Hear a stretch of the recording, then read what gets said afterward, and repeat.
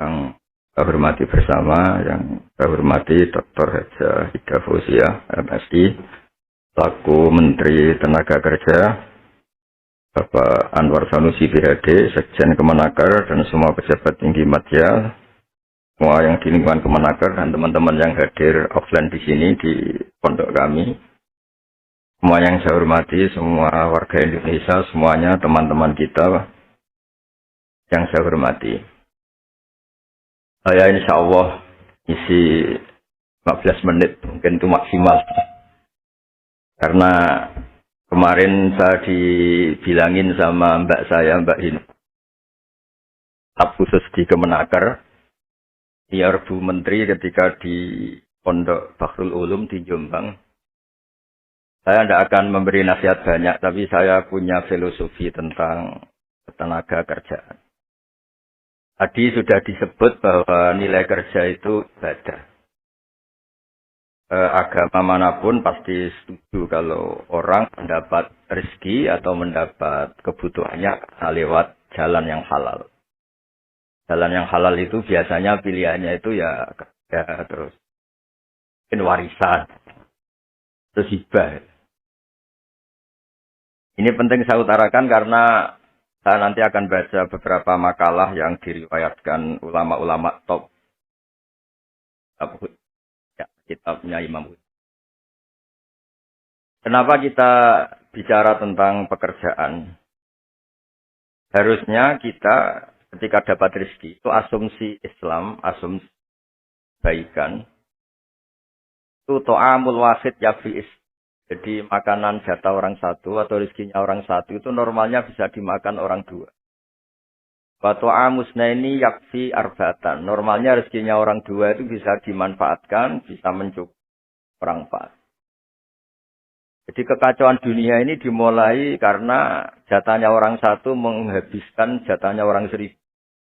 Jadi gara-gara kerakusan itu terus sistem sosial itu menjadi kacau.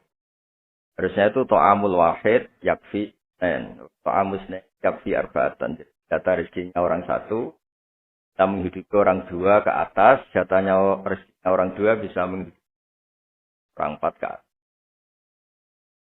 Kemudian ini saya baca saja supaya tambah berkah beberapa teks tentang pekerjaan. Ini di kitab Ihya di halaman 85 kalau kitab saya tentang keutamaan kerja.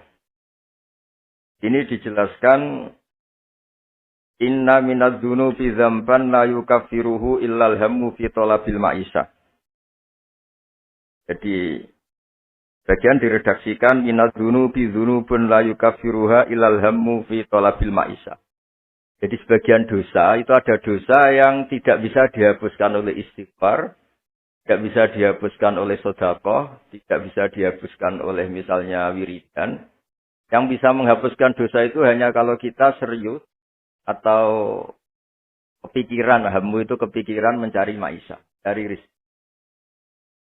Jadi sudut pandang itu penting. Jadi kita yang sedang istighosah atau kita yang sedang pengajian atau mungkin kita sedang jadi ustaz, lihat orang mencangkul, orang ke pabrik, orang di aktivitas pekerjaannya itu harus kita lihat bahwa mereka adalah orang-orang yang sejatinya sedang minta ampun sama Allah Subhanahu wa Ta'ala.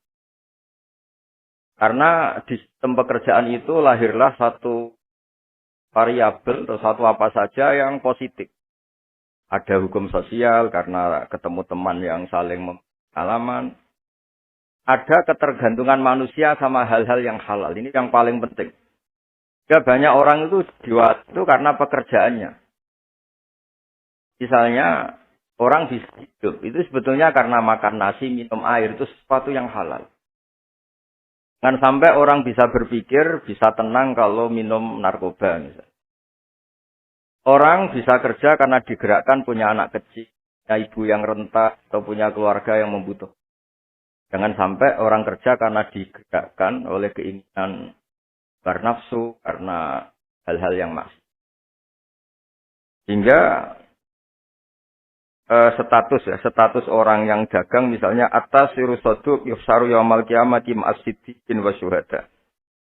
Orang yang dagang kemudian dia benar, ya, jujur, itu nanti makomnya, kelas dia itu bersama para orang-orang yang meninggal syahid. Nah, pahlawan-pahlawan.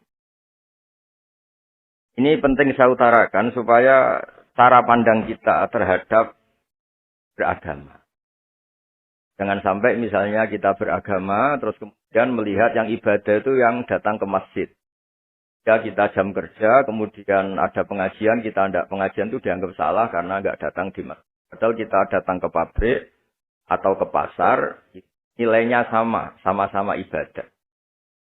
Ini penting supaya cara pandang kita terhadap orang lain itu positif. Saya berkali-kali bilang, kalau ada tetangga saya meninggal, saya muji orang ini kalau malam tidur. Kalau malam mungkin ya lihat sinetron. Kalau malam itu ya santai-santai di rumah sampai. Kalau kita pakai sudut pandang maksimal, yang dikatakan taat itu tahajud, dan maka orang ini tidak masuk kategori taat. Tapi kalau kita kembali ke definisi takwa, takwa itu meninggalkan hal-hal yang dilarang Allah Ta'ala. Orang ini akan kelihatan berprestasi, karena saat di rumah dia berarti tidak melakukan hal-hal yang ringan, tidak mencuri, tidak mengganggu orang lain, tidak menjadikan kegaduhan di patan atau di jalan. Sehingga agama ini juga harus mengapresiasi tarkul ma'asi, bahwa orang yang tidak punya aktivitas di rumah, banyak yang dilakukan sebetulnya. Kebaikan masif, kebaikan bersama. Karena orang ini tidak melakukan hal-hal yang merugikan orang lain. Ya saya berkali-kali bilang kalau saya jadi kiai, jadi orang baik.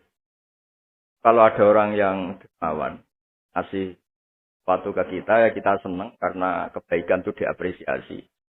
Misalnya ada tadi cerita menakar dapat apresiasi, dapat penghargaan. Ya kita senang karena itu. Karena itu. Tapi andaikan tidak, itu juga senang. Senangnya karena mungkin orang lain ini sudah tidak butuh kita. Tidak butuh kita kok buat baik. Saya berkali-kali bilang, kalau Anda jadi kiai tidak usah tersinggung kalau tetangga tidak minta konsultasi. Artinya mereka sudah mandiri, sudah memutuskan masalahnya sendiri. Tapi kalau konsultasi, anggap mereka punya akhlak, tanya dia. Kalau tidak, ya anggap saja mereka sudah mandiri. Makanya sudut pandang ya dalam Islam, sudut pandang itu penting sekali. Jadi setelah kita baca beberapa hadis, suatu saat Rasulullah itu ngaji di masjid, teras masjid. Dia ngaji, dan ada pemuda dengan cangkulnya, dengan enaknya melewati Rasulullah. Ya para sahabat itu komplain, ini ngawur sekali, ada Rasulullah ngaji, tapi tidak ikutnya. Malah berlalu saja ke ladangnya. Tapi ketika kan tanda kutip disalahkan, Rasulullah malah bela pemuda tadi. Pemuda kalau dia kerja karena mencarikan nafkah untuk keluarganya, yang kecil atau yang tua, dan supaya dia tidak minta-minta orang lain. Sudah sunnahku. Jika bentuk sunnah Rasul itu tidak harus orang datang ke pengajian, dan orang ikut fatwa kita, mau itu. Nah, mungkin teman-teman yang sedang bekerja itu tidak lagi mendengarkan ngaji, sudah melakukan isi pengajian. Jadi yang lain baru mendengarkan, yang itu sudah melakukan isi pengajian. Makanya kalau di daerah saya banyak, kenapa kamu tidak datang ngaji? Saya lebih dari ngaji dari Pak Kiai. Kenapa? Pak Kiai kan yang menyarankan supaya kita baik sama orang tua. Saat Pak Kiai pengajian, saya ngurmat orang tua saya di rumah sakit. Tapi kadang-kadang kita pakai ukuran kita sendiri. Yang nggak datang pengajian itu orang jelek karena nggak mau datang. Padahal jangan-jangan yang sedang di rumah, itu yang sedang melakukan isi pengajian itu. Ya dia tidak datang karena ngerawat orang tuanya. Karena sedang asik dengan istri. Harus disebut bagian dari kebaikan. Nah, dalam kebaikan Islam, Nabi pernah ngendikan, "Fi ahadikum sedekah." Kamu kumpul dengan istri kamu itu sampai sahabat protes, "Ya Rasulullah, masa ayati ahaduna syahwatahu wa huwa lahu ajrun?" Masa urusan seneng-seneng sama istri dia dapat pahala? Nabi menjawab, "Alaysa law wada'aha fi haramin akana aliwis." Kalau pelampiasan syahwat itu hal yang negatif atau yang haram, dia akan dosa.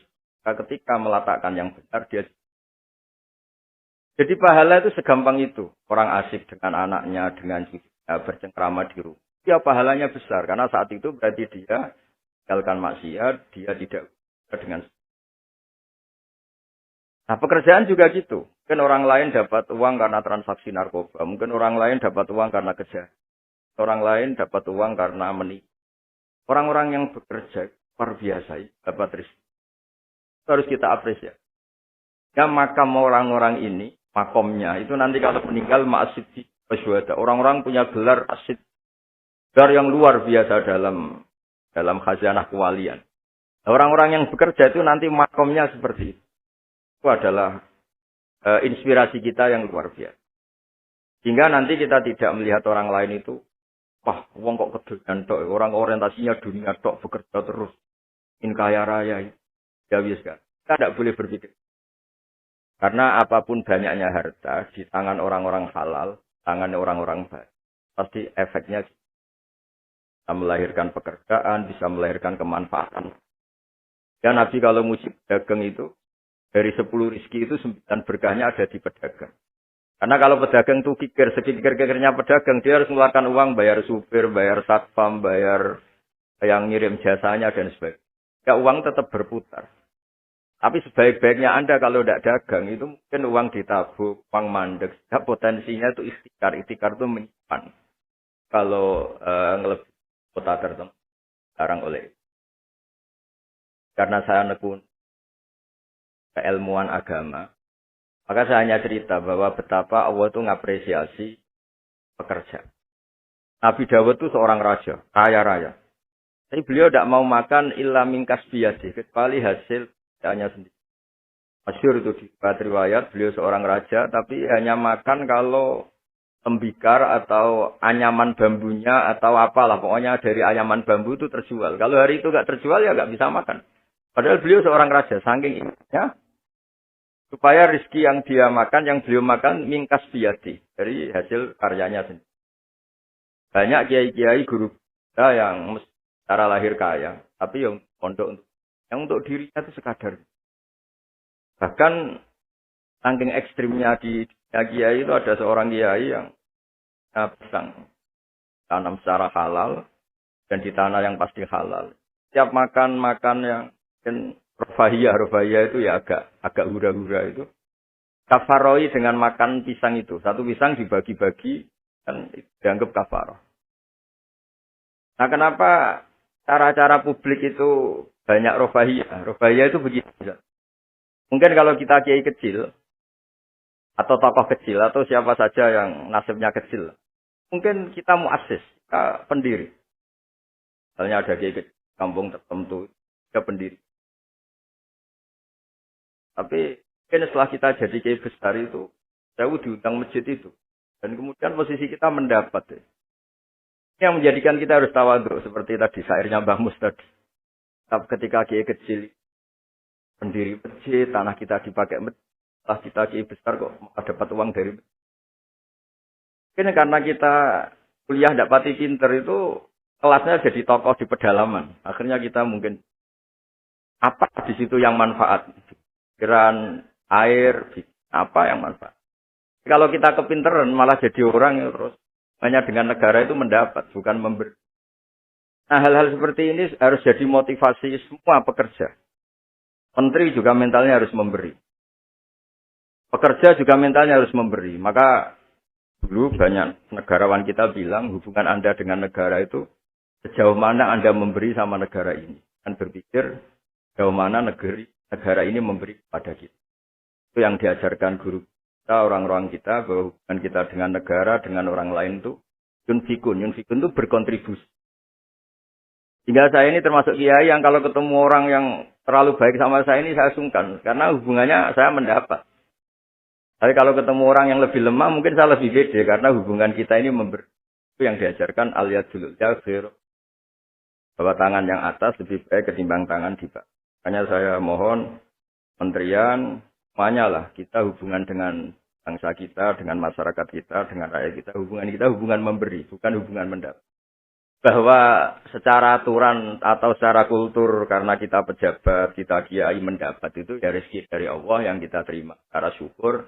Tapi sebetulnya komitmen kita sebagai bangsa, komitmen harus dicatat. Karena Islam mengajarkan ma'aliyal umur. Mental-mental yang mulia. Mental mulia itu ya mental heroik, mental memberi, mental berkontribusi. kan mental nyuwun mental hanya kan mental yang ma'aliyal umur, kan mental yang saya mohon ini mungkin ya harus saya sampaikan karena memang supaya orang itu melihat bahwa pejabat itu mikir kita, mikir negara. Dan juga gitu, kiai juga. Makanya harus diartikan mereka itu berkeras untuk. Kalau kita orang yang mungkin agak nyun sewu, agak dengki atau agak hasut berpikirnya tuh enak jadi pejabat, enak jadi besar, enak jadi ini. Itu jadi kita repot. Makanya tunjukkan bahwa kita adalah orang yang hero, orang yang berkonten, orang yang khairunas anfa'uhum. Yang terakhir, karena tadi banyak yang baca puisi, banyak saja dan saya senang sekali, tapi saya mau cerita tentang keunikan dunia-dunia wali. Itu ada seorang wali jadi pegawai penjaga kebun. Padahal seorang wali, dia penjaga kebun anggur. Jaga kebun anggur, karena dia wali hanya jaga aja. Tahun-tahun dia jaga di situ, mungkin 10 tahun. Suatu saat majikannya datang. Saya ambilkan anggur terbaik, yang paling manis. Karena dia agak pengalaman ngambil yang merah merona. Yang tidak kehitam-hitam diambil. Ternyata kecut sekali. Masam sekali. Majikannya marah-marah. Kamu kerja di sini 10 tahun tidak pengalaman. Harusnya kamu bisa membedakan mana yang manis, mana yang masih masam. Ya, saya ini kan kiai, jadi tidak pernah ngambil sesuatu yang tidak hak saya. Nah, kira-kira kalau Anda punya karyawan seperti itu tuh bingung apa enggak? Kalau dibilang khianat, tidak pernah khianat. Tapi akhirnya nggak bisa disuruh karena nggak pengalaman. Barat Anda punya pembantu, ayo anterin saya tidak bisa nyuper. Mobil nganggur banyak kok tidak bisa nyuper. Saya tidak pernah gasap. Jadi itu memang apa ya. Jadi akhirnya terus majikan tadi, dah kamu jadi guru, saya jadi ustaz, kamu nggak pantas jadi kerja gitu. Terus akhirnya, dan ternyata tadi termasuk wali besar yang hajana wali. Kerja 10 tahun di sama sekali nggak pernah makan. Suatu saat majikannya datang minta diambilkan anggur terbaik. Jadi dia ngambil sekenanya yang dikira baik. Terus ternyata itu kecut sekali, masam sekali. Gak dimarahin karena dia nggak pernah sama sekali batungan. Dia merasa kualitas ya dijaga, amanah dijaga, tapi komitmen terhadap kebaikan bersama karena kalau kita bangkrut yang sakit ya pangan saja, bukan kemenaker saja. Kalau negara ini kolab, yang bingung nggak presiden saja, kita semua merasa salah sebagai bangsa yang bersama ingin khairunas anfa. Katakan rahmatan. Semuanya enak, semuanya nyaman, karena kita semua kenal Bismillahirrahmanirrahim. Ketika menyebut Allah pasti yang maha pengasih dan maha penyayang. Saya kira demikian, mari berdoa bersama, semoga bukti bahwa kita bergantung sama yang menguasai langit bumi, menguasai kehidupan kita, menguasai semua yang terlewatkan maupun yang akan datang. Al-Fatihah. Bismillahirrahmanirrahim.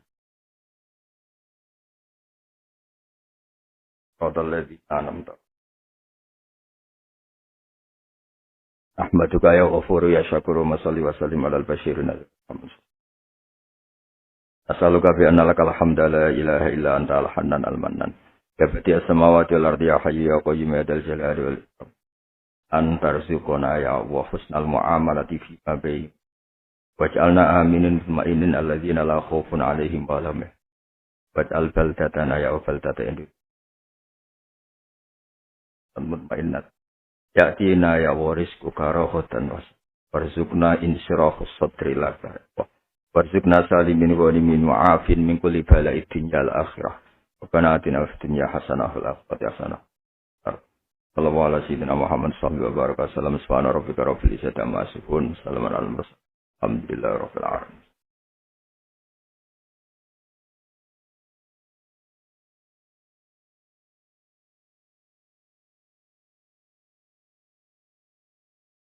Ya kurang lebih mohon maaf. Assalamualaikum warahmatullahi wabarakatuh.